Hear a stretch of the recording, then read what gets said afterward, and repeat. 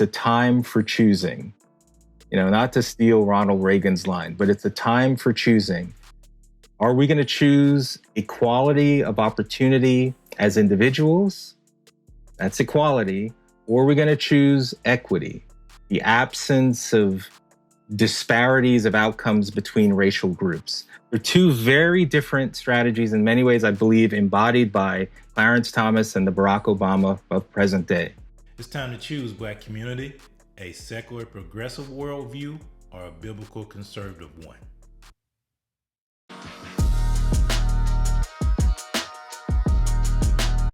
So I came across this very interesting conversation on the Glenn Loury podcast where he talked about the juxtaposition of Barack Obama versus Clarence Thomas, in particular in the Black community. Why Barack Obama is celebrated and lionized in the Black community, whereas Clarence Thomas is vilified. And a lot of people may think that it's just because of their political viewpoints, that Obama was a Democrat and Clarence Thomas is a Republican. But if you dig a little bit deeper, you'll see that when you look at the history and the life of the two men, Clarence Thomas resembles the typical struggles within America more so than Barack Obama. But as far as their place in the Black community, one is vilified and one is exalted. So let's listen. The two greatest Black political figures of the last century are Barack Hussein Obama and Clarence Thomas. Obama was twice elected president of this great country with a majority of votes cast for him. Thomas is the senior member of the United States Supreme Court who's been there for decades, served long and had an enormous impact on American law. I could go into their biographies, but I don't think I need to say much more than that. Obama's mother is white, his father an African immigrant, and he grew up in Hawaii and spent some time in Indonesia and made his way to the south side of Chicago, where I'm from eventually, but believe me, it took a long time for him to get there. Think about it. Obama, mom was white, dad was a Black Kenyan, grew up in Hawaii. Now, on the surface, these so-called woke progressive activists would call that upbringing privilege. But because Obama is a progressive, a moderate one, but he's still a progressive, he skates by. If someone else grew up with that same kind of lifestyle and did not espouse liberal views, who was not quote unquote woke, they will label that particular individual a person of privilege. That's how you see it's all subjective. All this talk about white supremacy and white privilege and all this stuff, it's all subjective. It's all, and for the most part, it's coming from white liberals who are saying this stuff, who grew up in the most privileged way. That's what's so ironic about this whole conversation.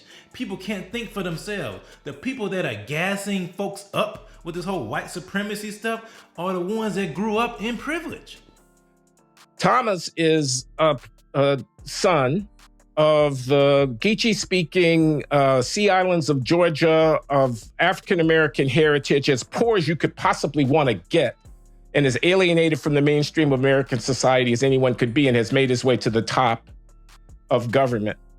However, whereas Obama is lionized by every Black leader that you could find who's willing to speak in public about this subject as a great historic figure, and Thomas is vilified as despicable and beyond worthy of even being discussed by many of those very same people. How do you account for this paradox? I think that's the case, as I've said before, because Clarence Thomas espouses conservative views that Black people have been convinced are associated with white supremacy. He expresses a love for America, and Black people have been convinced that loving America means that you are hating yourself as a Black person. Black people have been convinced by Marxist forces on the left that loving America and loving God and standing up for traditional values somehow makes you less Black, somehow strips away your Blackness. that's standing up for biblical values, standing up for family, standing up for children, standing up for the unborn, respecting your Second Amendment rights, loving America, is not black. And so therefore, because Clarence Thomas stands up for those things, he's not black. That's why, in my opinion. You know, there was a time when Barack Obama, prior to him running, if you listen to his speeches, he talked about the importance of marriage and fatherhood and responsibility and personal accountability. And I think for a time, those two almost converge. I mean, he was still socialist anyway, but there was a point at which they were not. Yeah, Obama is socialist light. I'm not gonna call him a Marxist. He's socialist light. He's not the progressive hardcore Marxist that we see today. So far from each other.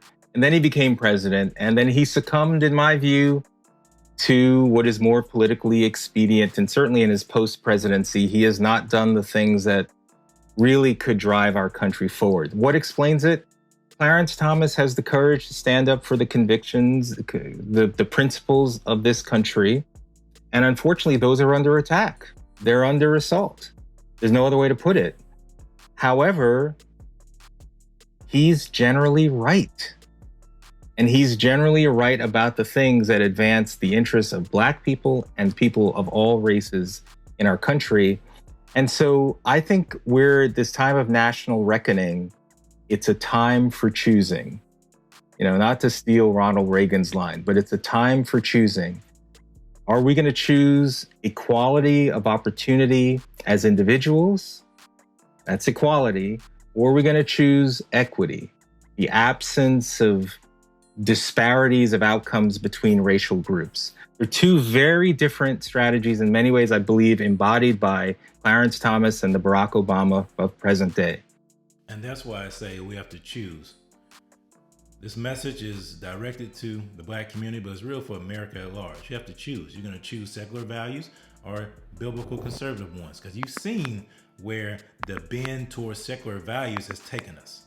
Just look at what's going on in our country, from the disrespect of patriotism, from the lack of faith, from where things that were once considered abhorrent are now becoming mainstream. Just look at these things. And yet, people want that to be celebrated and affirmed.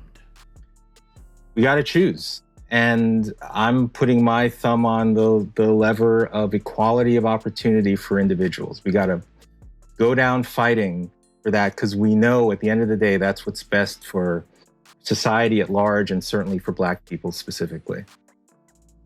Thomas has an optics problem. And I truly hate to say that it is partly his doing. There are people who would despise him regardless. But I think that he could push the needle if there were two things he had done, or maybe would do now. His silence on the court means that you don't get a piece of him. You don't get a sense of what is behind his views. You just get the views on the record, which often can look rather heartless, especially if you're not familiar with looking at race issues from many angles. And let's face it, most people aren't. Why would they be? Most of us aren't familiar with most things.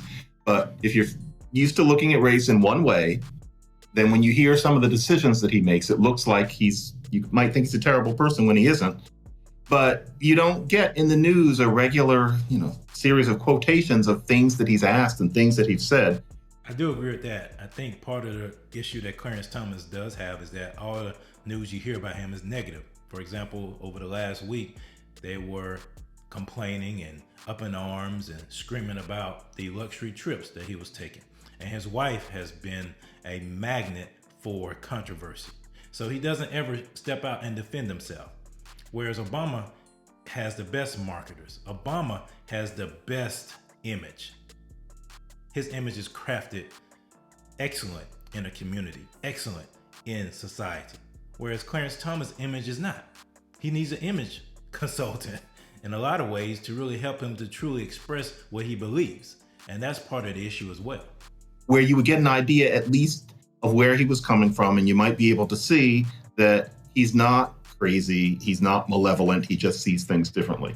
That's partly his doing, and I don't believe that the reason he doesn't talk is because he's insecure about his Gullah Creole background. I think it's any number of other things, but that silence has been a problem.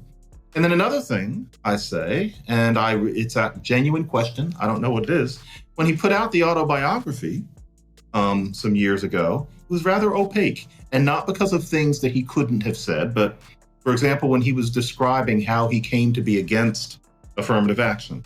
Now that must be a very interesting story. He dispatched of it all in a few pages and didn't really explain what his beef was when he was a young man, except for a few quick lines.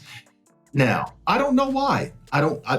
Maybe he's a rather private person, but it means that you could read that book and what you come away with is, learning that, he had a difficult childhood and he was very poor. But once he's at Yale, you lose him.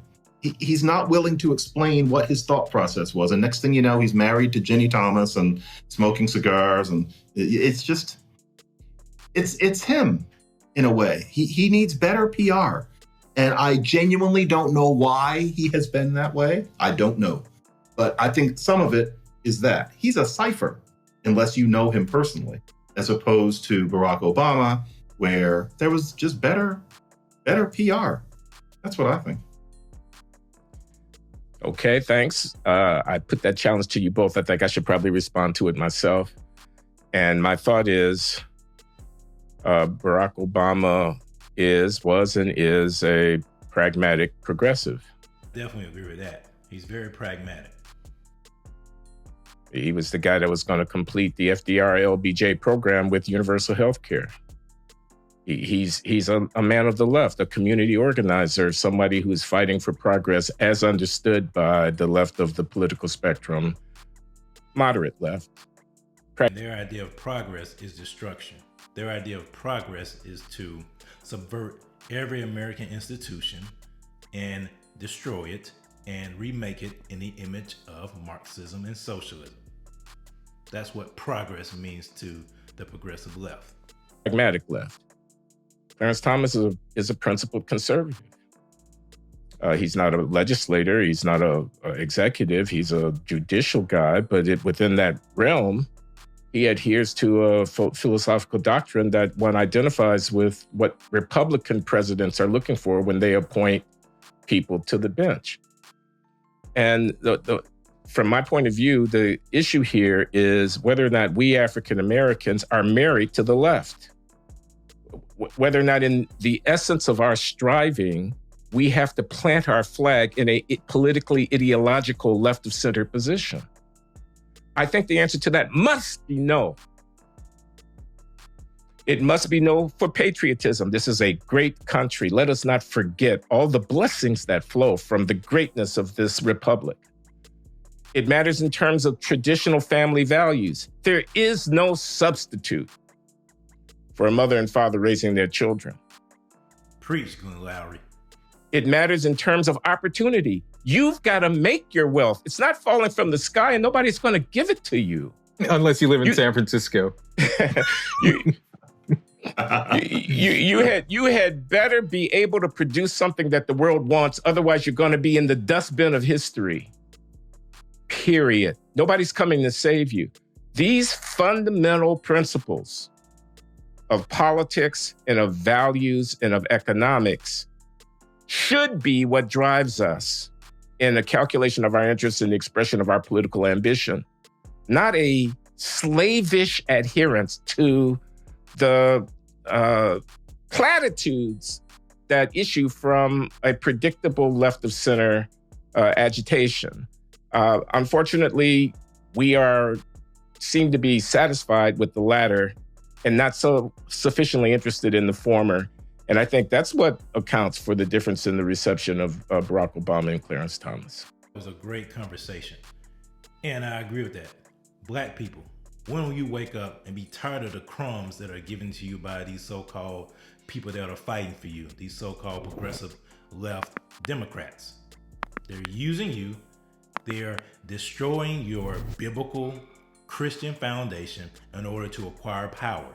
And you see it. And I know you see it. I see it. We see it. They want to make black people victims and continue with this victimhood mindset. Why do you think they're promoting critical race theory and those kinds of things in public schools? It's primarily geared and directed towards children of color, black children, to keep them agitated and upset so they can rebel rouse and continue to usurp and destroy and subvert America.